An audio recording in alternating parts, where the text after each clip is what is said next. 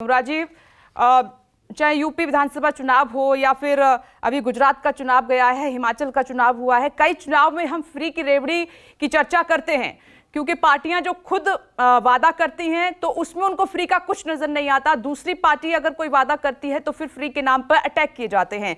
लेकिन मेरा सवाल यह है, जिस तरीके से प्रधानमंत्री नरेंद्र मोदी शॉर्टकट की राजनीति का जिक्र कर रहे हैं, तो क्या अब ये उस दिशा में चल पड़ा है कि आगे हम किसी भी चुनाव में फ्री के वादे, फ्री की रेवड़ी नहीं सुनेंगे, बंद हो जाएगा?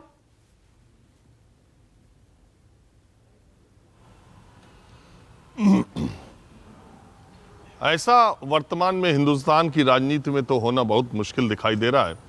आप देखें, कोरोना को ख़त्म हुए कितने दिन हुए, लेकिन जो फ्री का अनाज दिया जा रहा है उसको गुजरात इलेक्शन तक एक्सटेंड किया गया था, 3 महीना तक। 80 करोड़ लोग इस देश में फ्री का अनाज लगातार पिछले 2 साल से ले रहे हैं। वो कब बंद होगा, ये भी एक बड़ा सवाल है। दूसरी बात, इस देश की राजनीति में कोई भी पार्टी ये कह दे कि वो फ्री में नहीं देगी। देखिए, इसकी शुरुआत दक्षिण भारत से हुई थी। तमिलनाडु प्रदेश में सबसे ज़्यादा फ्रीबीज की राजनीति शुरू हुई और उससे जो राजनीतिक सफलता मिली, उससे प्रेरित होकर तमाम राज्यों और केंद्र स्तर पर भी इस तरह की योजनाओं की शुरुआत हुई। आपको याद होगा कि 2004 में जब प्रधानमंत्री मनमोहन सिंह की सरकार बनी थी तो 2008 के आर्थिक संकट के बाद जब 9 में चुनाव होने थे तो कोई ऐसी स्थिति नहीं दिखाई दे रही थी कि मनमोहन सिंह को दोबारा रिपीट करना चाहिए और उनकी सरकार का बहुत अच्छा कार्यकाल या जनता में परसेप्शन था।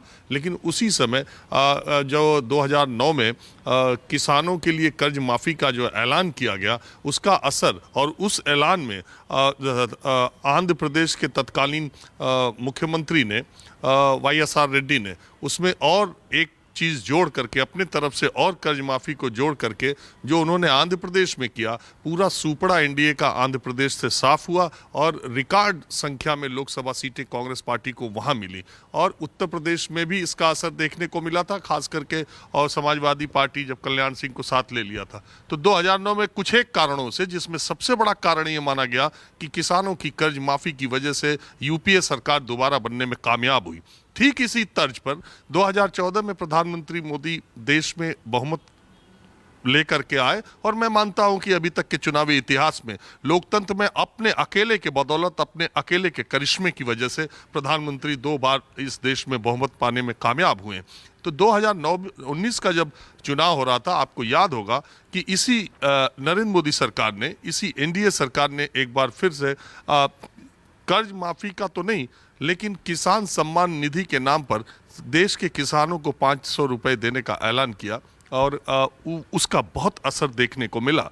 अभी आप उत्तर प्रदेश के चुनावों को देखिए तो ये इसका जो अन्न का मामला था, अनाज का, और उत्तर प्रदेश के जब 2017 के चुनाव होते तो प्रधानमंत्री नरेंद्र मोदी ने ही देवरिया की सभा में कहा था कि पहली कैबिनेट की बैठक में किसानों का कर्जा माफ किया जाएगा। तो ये कर्जा माफी, ये रेवड़ियां, ये हमेशा से राजनीति में सब पार्टियां करती रही हैं। कांग्रेस पार्टी स्कूटी फ्री देने का भी ऐलान की थी, उत्तर प्रदेश में सीटें मिली 2।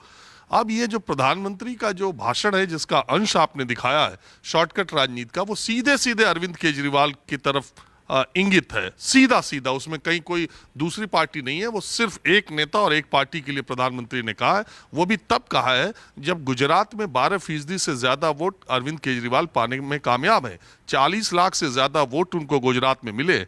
आज तक 62 सालों के राजनीतिक इतिहास में किसी तीसरी शक्ति को गुजरात में ऐसी सफलता नहीं मिली थी वोट प्रतिशत के लिहाज से, और उसी वोट प्रतिशत की वजह से वो राष्ट्रीय पार्टी बनने में कामयाब हुए।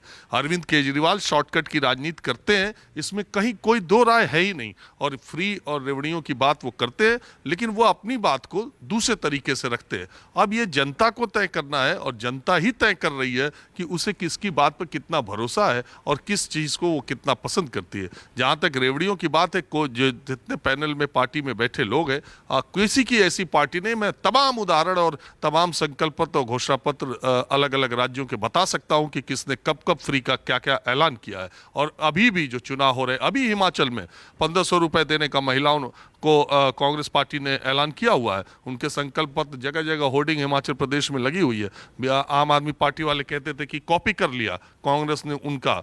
तो ये कोई पार्टी ऐसी नहीं, ना बीजेपी, ना कांग्रेस, ना दूसरी भी पार्टियां कोई भी पार्टी ऐसी नहीं है। चूंकि अब ये मामला सुप्रीम कोर्ट में है कि रेवड़ी क्या है और कल्याणकारी योजना क्या है, अब सुप्रीम कोर्ट ही डिसाइड करे तो एक बार पता चल पाएगा। लेकिन ये जरूर है कि ये देश के विकास के लिए इस तरह की फ्री योजनाएं, क्योंकि आता आप ही पर है, देना जनता को ही दूसरी तरफ से है।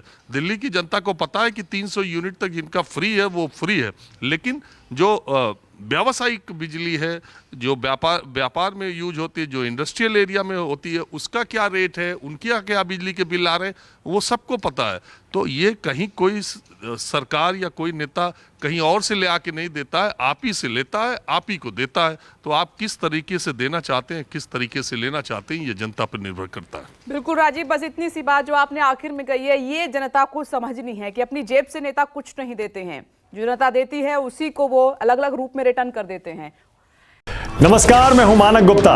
अगर आपको हमारा ये वीडियो पसंद आया हो तो इसे लाइक और शेयर जरूर करें, और हां, हमें सब्सक्राइब और फॉलो करना ना भूलें ताकि आप देश और दुनिया की कोई खबर मिस ना करें। तो जुड़े रहिए हमारे साथ और देखते रहिए न्यूज़ 24।